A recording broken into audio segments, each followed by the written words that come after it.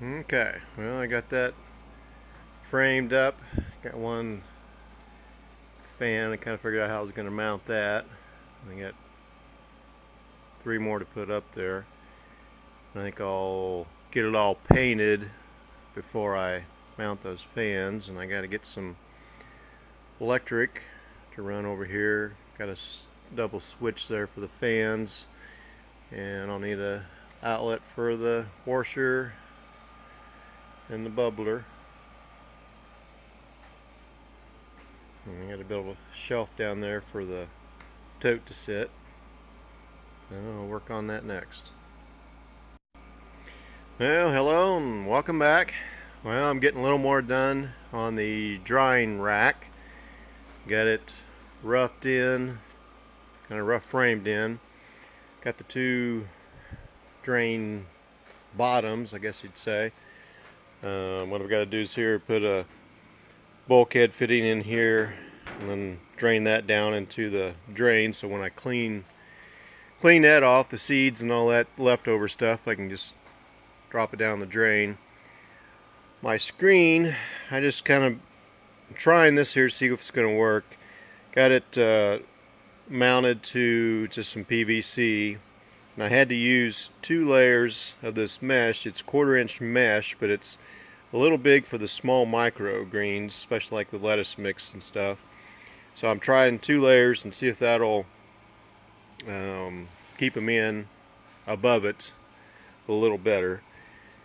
And I made the frame here in 2 parts here, so I can dry them and then lift them up and flop them down the side, and then just lift them up, and I'll make a shelf for a tote set down below, and then hopefully I can just shake those down in the tote and then take them over to the packaging. And I gotta get my fans mounted up here yet, so I'll continue on with that. Okay, well, got everything painted here and put up. That's where the bubbler will sit here. I've got to hook the drain up on that and the air supply. Drill some holes in those. I got to test that and see what size hole and how many holes will work the best. So I'll run my drain out there, along there, to go over and tie in under the sink. And I'll also tie the drain off of these 2 here down into the line, so when I clean that, it'll just run in there. I got the fans mounted.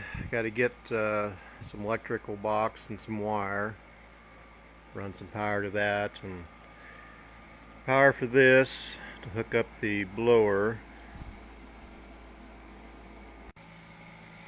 So here's this little used blower I got off Craigslist for like $20. So it has pretty good blowing, so hopefully that's going to be enough for this.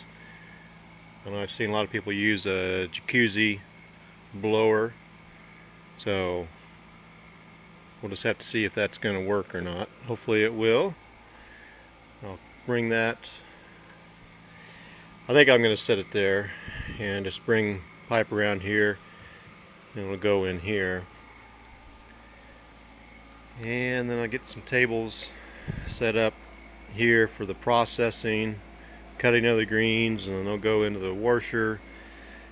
And then got to get the bubbler, and then the spin dry for the washer. I got to get an old machine for that and convert it. And then those will go on the dryers, and then off back over here on these tables that aren't here yet to package. And then I think this spring here, I'm going to cut through this wall here and build a walk-in cooler out here that'll run from out here and go out to the outside drive, so I can back right up to it and load stuff from the outside there, and then probably eventually build a cover over that to be able to pull a vehicle in and load it, you know, when it's hot or cold like this here. So that's what I'm gonna get done today. And I'm gonna start on this old cage here. Got the toad out and the base off. I'm gonna make a screen for the microgreen potting mix.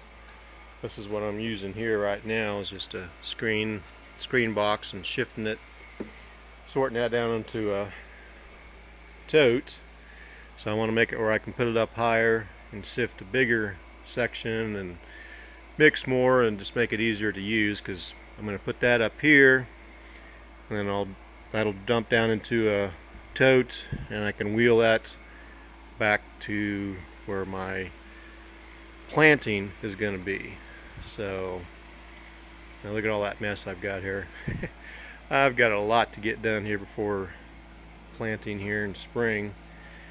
So alright, well, thanks for watching. Any comments, I appreciate it, and we will talk to you next time.